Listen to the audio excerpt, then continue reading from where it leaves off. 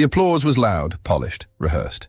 Ethan stood at the back of the conference room, holding a tray of empty coffee cups, while his name echoed on the screen without anyone looking at him. Project lead, Ethan Brooks. The man shaking hands on stage smiled like he had earned every word of praise. That breakthrough wouldn't have been possible without your leadership, the director said. Outstanding work. Ethan didn't clap. He didn't move. He watched his ideas receive standing ovations from people who had never asked how they were built. Someone bumped into him from behind. Careful, a woman whispered, annoyed. You're blocking the exit. Sorry, Ethan said softly, stepping aside. No one recognized his face.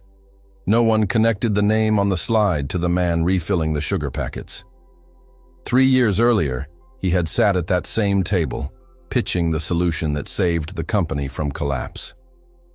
He remembered the silence after he finished speaking, the polite nods, the forced smiles. We'll take it from here, his manager had said. And they did. Ethan learned quickly how things worked. Credit flowed upward, blame rolled downhill, and those who needed the job most were expected to smile and stay grateful. When layoffs came, his department disappeared overnight. His work stayed. Now he wore a temporary badge and cleaned up after meetings where his future had already been decided without him. Hey, a voice called out. You missed a cup. Ethan turned. The same manager who once promised him a promotion pointed at the table without looking up from his phone. Yes, sir, Ethan replied. As he picked up the cup, he felt something familiar tighten in his chest. Not anger. Something heavier. Shame. Not because he failed, because he stayed quiet. He had told himself it was temporary, that humility would protect him, that keeping his head down was smarter than burning bridges. But silence had its own price. The presentation ended. People stood, laughing, congratulating each other. The director passed Ethan without a glance. Great day, someone said. Ethan forced a nod. In the hallway, he leaned against the wall for just a moment. His hands trembled, barely noticeable. He pressed them together until they stopped. No one knew he still worked nights. That he rewrote code after midnight for clients who would never know his name. That every rejection email was answered with, "Thank you for the opportunity." He wasn't invisible because he lacked talent. He was invisible because he refused to become someone else. As the room emptied, Ethan noticed something left behind on the table. A thin folder. Confidential. His handwriting stared back at him from the corner of the page. His original proposal. Unedited. Uncredited. He stood there, holding it, heart pounding. For the first time in years, the truth was in his hands, and he had no idea what it would cost him to finally be seen. Ethan slipped the folder under his jacket and walked out of the conference room as if nothing had happened.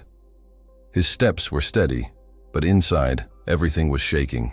The pages pressed against his ribs like they were alive, like they knew they didn't belong hidden anymore. That night, he didn't sleep. He sat at the small kitchen table in his apartment, the kind with uneven legs and a flickering overhead light, reading every page slowly. Line by line, date stamps from 3 years ago, his phrasing, his logic, even the mistakes he remembered correcting later. It was all there. Proof didn't feel powerful the way people imagined. It felt heavy, dangerous, like holding fire in your bare hands. He thought about sending an email. Just one. Polite. Professional. Attaching the document. Asking a simple question. But he didn't, because he had asked questions before. Questions had cost him his desk, his team, his future in that building. The days passed. Ethan kept showing up early, leaving late, doing the quiet work no one noticed. He refilled coffee, fixed projectors, cleaned whiteboards still covered with equations he had written years ago. People talked around him, not to him. He's brilliant, someone said in the hallway, talking about the man on stage. Natural leader. Ethan lowered his head and kept walking. At night, he worked freelance contracts under a different name. No face, no meetings, just results. His clients praised him without knowing who he was, paid on time, asked for more. Slowly, something changed.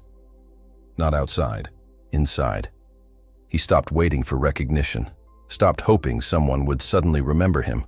He began saving, planning, learning things that had nothing to do with the company that erased him. Weeks turned into months. One afternoon, an unexpected email landed in his inbox. Short, formal. Mandatory staff attendance, board review, Monday, main auditorium. Ethan almost deleted it, but something in his chest tightened. The same feeling he had when he first opened the folder. On Monday, the room was full. Executives in tailored suits, investors with practiced smiles. The director stood confidently at the podium. "We'll begin with an overview of the system that transformed our growth," he announced. Ethan stood near the wall, unseen, listening to his own ideas dressed in someone else's voice.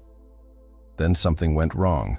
A question from the board, sharp, technical, specific.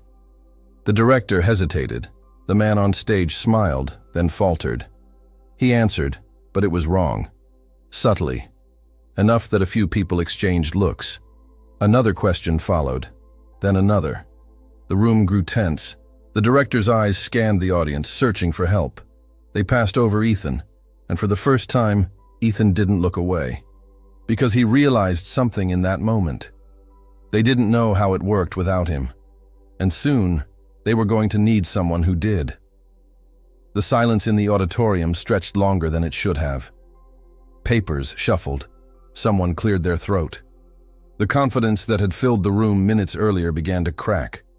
The director laughed softly, trying to recover. "We'll circle back on that," he said, waving the question away.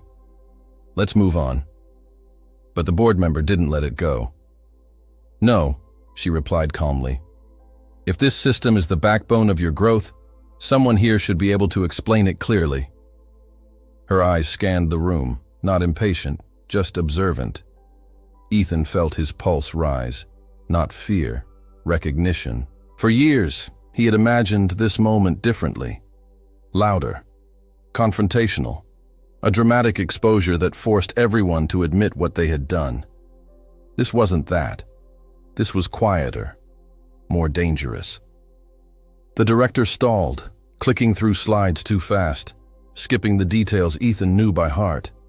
Every omission made the truth heavier. Finally, the board member spoke again. "Who actually designed the core architecture?" The director opened his mouth. Nothing came out. Time slowed. Ethan's grip tightened on the folder hidden under his jacket. He could feel the edge of the paper through the fabric. He didn't step forward. Not yet. The meeting ended awkwardly. Applause returned, thinner this time. Conversations lowered to murmurs. Doubt had entered the room, and doubt doesn't leave easily. As people filed out, the board member approached the director. Their conversation was hushed, serious. He nodded too much. Ethan slipped out unnoticed. That evening, his phone buzzed with an unfamiliar number. "Hello?" he answered. "Ethan Brooks?" a woman asked. "Yes." "This is Claire Reynolds. I'm on the board." He sat down slowly. "I hope I'm not overstepping," she continued. "But I reviewed some internal records tonight. Your name appeared more than once."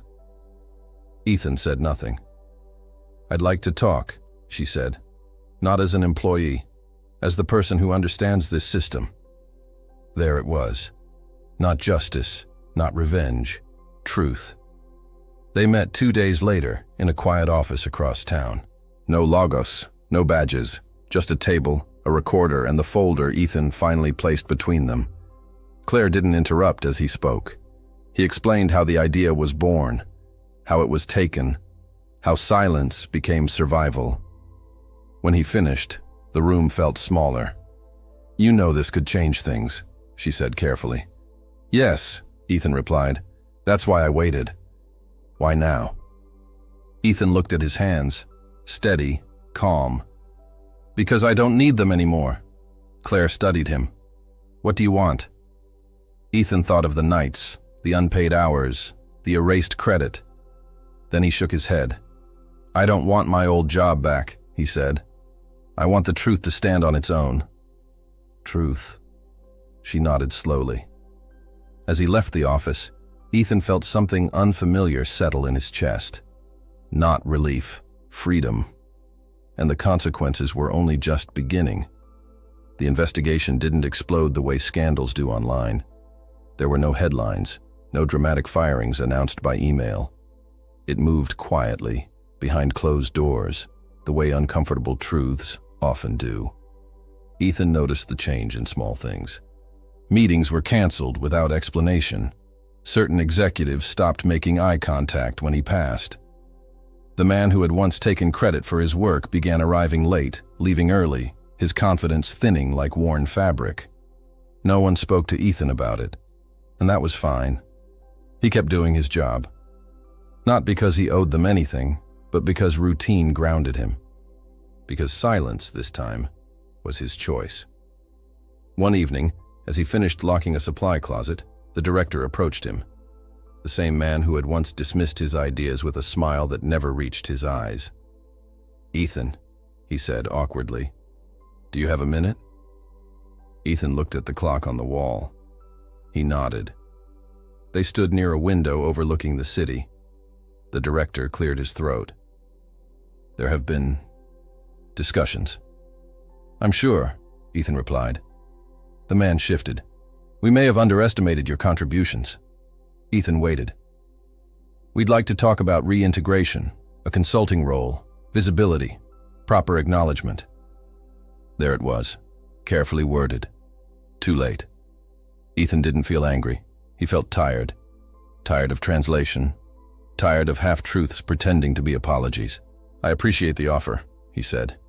"But no." The director blinked. "No? I've already moved on." That night, Ethan sent his notice. Short, professional, final. He didn't tell anyone where he was going. Weeks later, the board released a quiet statement about internal restructuring. Names shifted. Roles changed. The system was reassigned to a team that finally understood it. And Ethan was nowhere on the org chart. Instead, he rented a small office with a window that let in real sunlight. He took clients who asked questions and listened to answers. He worked fewer hours, slept more, laughed occasionally, surprised by the sound of it. One afternoon, Claire visited. "They're still talking about you," she said, smiling. "You left a mark." Ethan shrugged. "I left when I was done." She nodded. "Most people wait to be pushed." As she stood to leave, she paused. "You know, if you'd spoken up earlier, things might have been different." Ethan considered that. "Or they might have broken me sooner," he replied. After she left, Ethan sat alone, watching the light shift across the floor. For years, he had believed silence meant losing. Now he understood something else. Silence, used wisely, can be a bridge. And he had crossed it. All that remained was the final step, understanding why this journey mattered at all. Ethan didn't announce his success. There was no post, no update, no quiet satisfaction shared over coffee with people from his past. His life simply changed, the way real change often does, without witnesses. Months passed. His work traveled farther than his name ever had. Companies recommended him in closed meetings. His solutions were implemented without shortcuts. When problems surfaced, people called him directly. They listened. And each time, Ethan answered without bitterness. One evening, as he packed up his office, his phone rang again. A familiar number. It was his former manager. "I won't take much of your time," the man said. His voice was lower now, careful. "I just wanted to say, I didn't realize what we lost." Ethan leaned back in his chair, staring at the ceiling. "I know," he replied. There was a pause, then, quietly, "I'm sorry." Ethan didn't rush to respond. Apologies don't heal because they are spoken. They heal when they are no longer needed. "I forgave you a long time ago," he said. "That's how I moved forward." The line went dead. Ethan stayed seated for a while, letting the silence settle. Not the heavy silence of suppression. The calm kind. The kind that follows closure. He locked the office and stepped outside. The city lights reflected off wet pavement, ordinary and beautiful. No one stopped him, no one applauded. And that was the point. He had learned something the hard way, something most people never do. Not every battle needs an audience. Not every truth needs to be shouted to be real. And not every victory looks like revenge. Some victories look like peace. Ethan had been overlooked, erased, underestimated. He had been quiet when noise would have felt justified. He had waited, not out of fear, but out of clarity. And when the moment came, he spoke once. That was enough. Because true strength isn't proven when everyone is watching. It's proven when no one is.